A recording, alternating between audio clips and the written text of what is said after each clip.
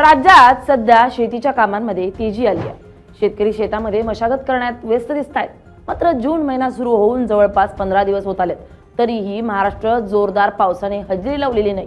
पेरणा रखडल्यानं शेतकऱ्यांच्या नजरा आभाळाकडे लागल्यात। यातच सरकार देखील शेतकऱ्यांना पुढील सूचना येईपर्यंत पेरणी करण्याची घाई करू नका असं आवाहन करते, कारण एल निनोमुळे यंदा पाऊस कमी पडण्याची शक्यता आहे। तसंच पाऊस जर लांबणीवर गेला तर शेतकऱ्यांवर दुबार पेरणीचं संकट देखील ओढावू शकतं असं म्हटलं जात आहे। त्यामुळे प्रश्न असा निर्माण झालाय की महाराष्ट्रात पाऊस कधी पडणार, शेतकऱ्यांनी पेरणा कधी कराव्यात, जून महिन्यात पाऊस पडणार आहे की नाही, पाहूयात या व्हिडिओतून।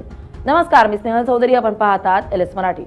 यंदा नैऋत्य मान्सून केरळमध्ये दाखल झाल्यानंतर महाराष्ट्राच्या दिशेने सरकलाय।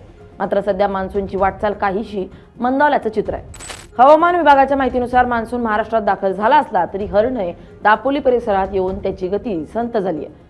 पुढे सरकण्यासाठी आवश्यक वातावरण पूर्णपणे अनुकूल नसल्यानं राज्यातील अनेक भाग अजूनही जोरदार पावसाच्या प्रतीक्षेत आहेत। हवामान विभागाच्या अंदाजानुसार पुढील काही दिवसात मान्सून पुन्हा सक्रिय होण्याची शक्यता आहे। विशेषतः कोकण, घाटमाथा आणि पश्चिम महाराष्ट्रात पावसाचा जोर वाढू शकतो। त्यानंतर टप्प्याटप्प्याने मराठवाडा आणि विदर्भातही पावसाची व्याप्ती वाढण्याचा अंदाज आहे।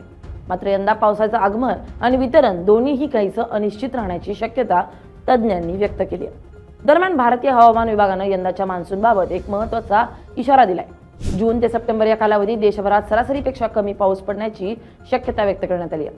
हवामान विभागानं मान्सूनचा हंगामी अंदाज 90% पर्यंत दर्शवलाय, म्हणजे यंदा 90% पाऊस पडण्याची शक्यता आहे। त्यामुळे अनेक भागांमध्ये पावसाची तूट राहू शकते। याचा सर्वाधिक परिणाम मराठवाडा, विदर्भ आणि मध्य महाराष्ट्रातील पावसावर अवलंबून असलेल्या शेतीवर होण्याची शक्यता आहे। जर पावसानं ओढ दिली तर पिकांच्या वाढीवर परिणाम होऊ शकतो। तसेच पेरणीनंतर पाऊस खंडित झाल्यास दुबार पेरणीचं संकट निर्माण होण्याची शक्यता आहे।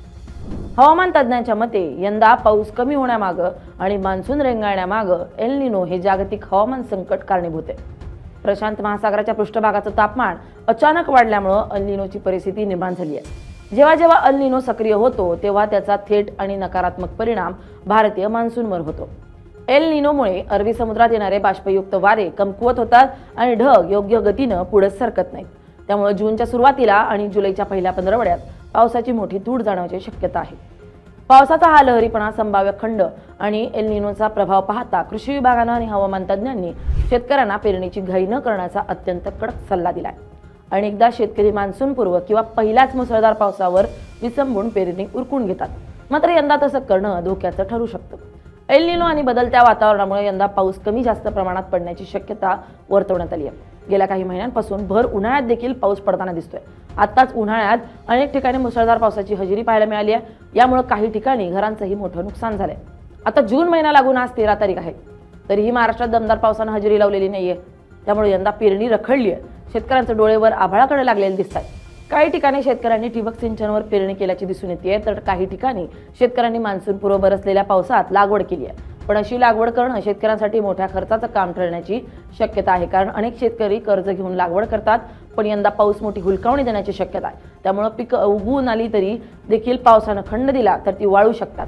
त्यामुळे शेतकऱ्यांवर दुबार पेरणीचं संकट येऊ शकतं। कृषी तज्ज्ञांच्या मते जूनच्या पहिल्या आणि दुसऱ्या आठवड्यात पाऊस पडून गेल्यानंतर पावसाचा मोठा खंड पडण्याची शक्यता नाकारता येत नाहीये। त्यामुळे जोपर्यंत परिसरात सलग चांगला पाऊस होऊन जमिनीत किमान 3 ते 4 इंच ओल निर्माण होत नाही तोपर्यंत शेतकऱ्यांनी पेरणीचा निर्णय घेऊ नये। पुढील 2 ते 3 दिवसात महाराष्ट्रात जोरदार पाऊस पडण्याची शक्यता आहे। त्यामुळे विदर्भ, मराठवाडा आणि मध्य महाराष्ट्रातील शेतकऱ्यांनी साधारणपणे 20 जून नंतर पावसाचा जोर आणि जमिनीतील ओलावा तपासूनच पेरण्यांना सुरुवात करणं अधिक फायदेशीर आणि सुरक्षित ठरेल। यंदाचा मान्सून बळीराजाची थोडी परीक्षा पाहणारा ठरू शकतो। कृषी विभागाच्या सल्ल्यानुसारच शेतकऱ्यांनी शेतीचं नियोजन करावं असं आवाहन करण्यात येत आहे। Bureau report LS Marathi.